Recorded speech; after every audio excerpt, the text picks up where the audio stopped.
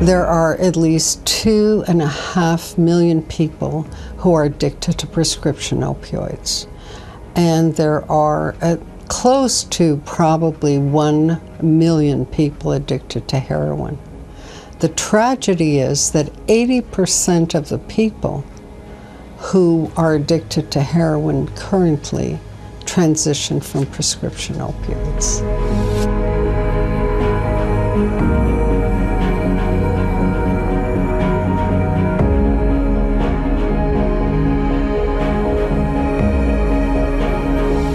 The first thing we have to do is reduce the supply of prescription opioids.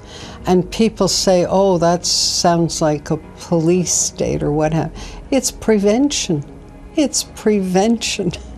If you reduce the supply, you reduce the access to drugs that are addictive and can kill you. And one way of preventing addiction and death is to reduce the number of pills. So how do we do that? We have to educate physicians on proper prescribing. We have to get physicians to rely on what's called prescription drug monitoring programs so that they can access a database that tells them, is my patient shopping for more than one doctor? Are they getting pills from other sources? So we need to educate the physician. We need to help them by accessing a database to know what their patients are like. Then the next question is, what do you do if a patient does become addicted? We need to improve quality of treatment and access to treatment. So that's a whole other component. The third thing is, how do we prevent overdoses? We've got to have greater access to naloxone, which can stop an overdose. And then there's so much more.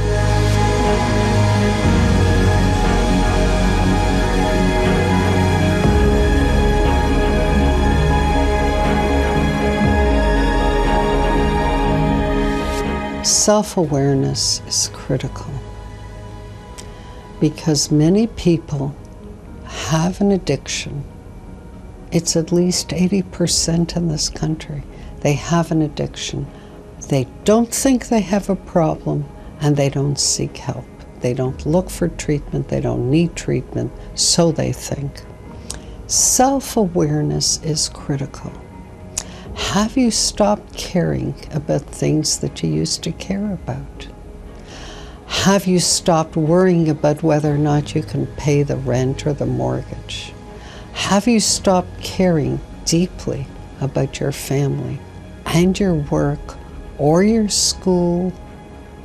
Have you gotten into trouble as a result of substance use? There are a series of questions that you can ask yourself. And if you reach a point where you're answering yes to all of them, be self-aware and start to introspect, to think about the situation and to seek help.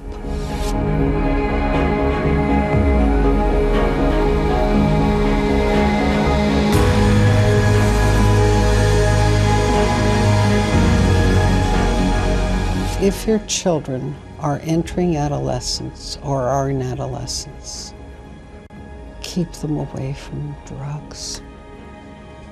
Because once a child breaks through that barrier of smoking, of drinking, of marijuana, they are more likely to experiment with other drugs.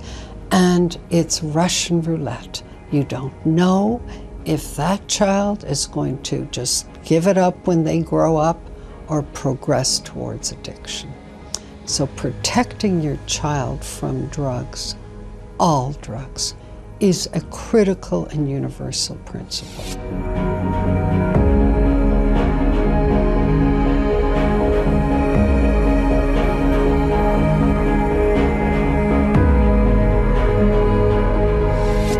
Addiction is a family disease. It's a community disease. It's a workplace disease. It's a national disease. There's no such thing as I am addicted and nobody else is hurting. Everyone around that individual is hurting. Parents are hurting. Children are hurting. Brothers and sisters. Everyone in a family is affected by addiction.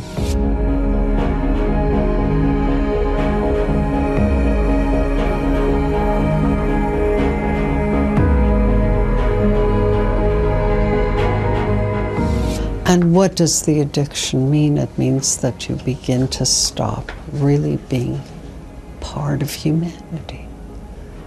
You withdraw from people. The drug becomes the central focus, the central reward. You invert all the reward mechanisms we have, which is survival, earning an income so we can pay the rent and food and taking care of family and love. All that is secondary. The most important quote I've heard was from a person with a heroin use disorder in my class that I taught to the fourth-year Harvard Medical School students. And he was in detox, multiple detoxes. This must have been a dozen or more.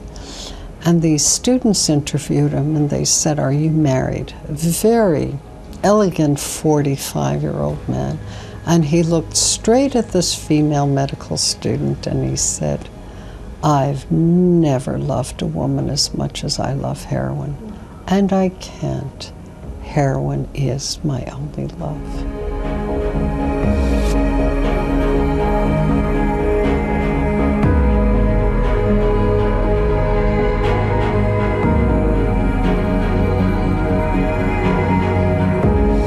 I think the most important thing is for us to not only fix this problem, and I think this is a problem that was created by people, it can be solved by people. I'm optimistic that this too will pass.